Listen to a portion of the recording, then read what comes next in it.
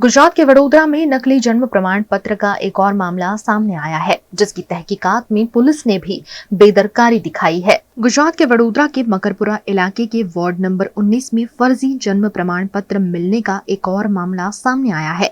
दरअसल आधार कार्ड की प्रक्रिया के लिए कुछ आवेदक वार्ड कार्यालय पहुंचे थे, जहां दस्तावेजों की जांच के दौरान एक फर्जी जन्म प्रमाण पत्र सामने आया। मामला संज्ञान में आते ही असिस्टेंट कमिश्नर समीक जोशी तुरंत मौके पर पहुंचे और पूरी जानकारी जुटाई। उन्होंने तुरंत मकरपुरा पुलिस को मामले की सूचना दी। पुलिस ने इस मामले पर गंभीरता दिखाने की बजाय कहा कि ये कोर्ट का मामला है और एफआईआर कार्रवाई संभव नहीं है। आ ત્રીજી વખત વોર્ડ નંબર 19 માંથી પકડાયો છે। છેલ્લા 2 મહિનામાં 7મો કેસ હાથમાં આવ્યો છે અને આ કેસ અમારે 3 લેયર સિસ્ટમથી ચેકિંગ સિસ્ટમ અમે રાખી છે કે કોઈપણ અરજદાર આધાર કાર્ડ કઢાવવા માટે 97 થી 10માંથી 60 ટોકન આપવામાં આવે છે। એ દરમિયાન એમનું ઓરિજિનલ ડોક્યુમેન્ટ વેરીફાઈ કરવાનું હોય છે અને એ વેરિફિકેશનમાં જ પકડાઈ જતું હોય છે।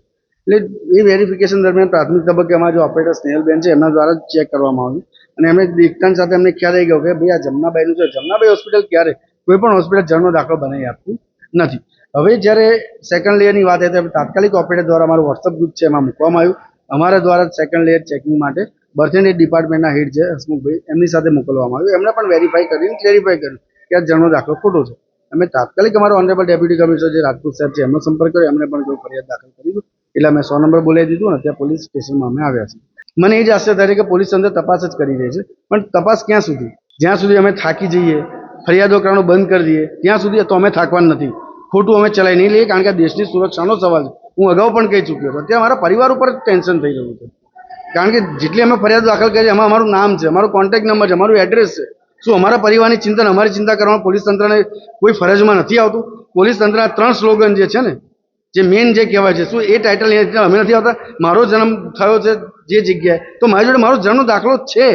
જેટલા વડોદરાના નાગરિકો છે, જેટલા વસવાટ કરે છે, કે જે ઇન્ડિયા ભારતમાં રહે છે, એમની જોડે જન્મનો દાખલો છે, તો બનાવટી દાખલો જે કાઢી આપે છે એમની સામે પગલાં લેવાનો પોલીસ તંત્રને અધિકાર નથી? થાકી જવાય છે। 7મી અરજીમાં જો હું થાકતો હશે તો કેટલી અરજીઓ લોકો કરતા હશે અને સાચી અરજીઓ કરે છે, ખોટી તો છે નહીં।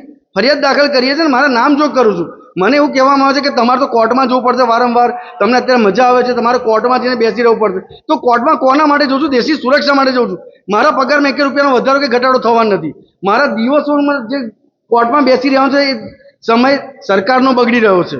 નાગરિકોએ તો હું કહીને થાકી ગયો, જ્યાં લોભિયા હતા દુતારા ભૂખે ના મરે। તમે જે તે સંલગ્ન ડિપાર્ટમેન્ટનો સંપર્ક કરો। જન્મ મરણનો જે દાખલો છે માત્ર જન્મ મરણના ડિપાર્ટમેન્ટમાં જ થાય છે। વડોદરા ખાતે માંજલપુર સ્પોર્ટ્સ કોમ્પ્લેક્સ માટે તમે ત્યાં જાઓ, જે સુધારા વધારા કરવા ત્યાં તમે એક નિયત ફી ભરવાની છે, એક અરજી આપી દો, ત્યાં નિયત સમયમાં તમને સુધારા વધારા થઈને જન્મનું પ્રમાણપત્ર તમને મળી જ જવાનું છે। પણ કહેવાય છે લોભિયા હતા દુતારા ભૂખે ના મરે। અરજદારો દ્વારા ખોટા ડોક્યુમેન્ટ બનાવવા માટે જે ઝેરોક્સ વાળા છે, સાયબર કાફે વાળા છે, હમણાં તો શનિવાર તો કરિયાણા વાળા દુકાનમાં જન્મનો દાખલો બનાવી આપ્યો હતો, ત્યાં જઈ કે પબ્લિક સમજતી નથી।